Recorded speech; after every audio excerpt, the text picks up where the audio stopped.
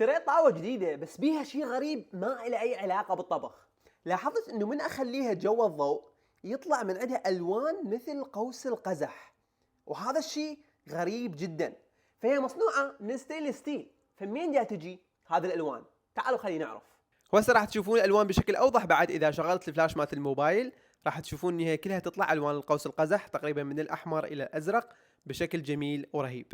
فهذا الشيء صراحة بالبداية حيرني، ولكن بعدين تذكرت انه احنا ماخذين فيزياء السادس اعدادي شيء يسمونه محزز الحيود، واللي هو اي سطح شفاف او عاكس للضوء بمثل هذه الحزوز اللي موجودة بالطاوة، وهذه الحزوز هي السبب بهذه الالوان.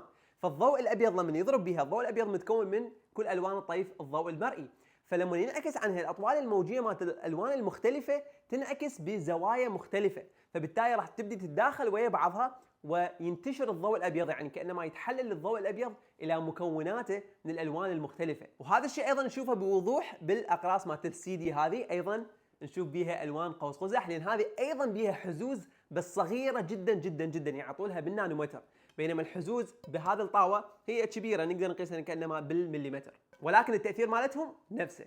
فهذه الاشياء صراحه تخليني احب الفيزياء اكثر واكثر، يعني تراوينا هذه الظواهر الفيزيائيه الجميله بشغلات بسيطه بحياتنا اليوميه.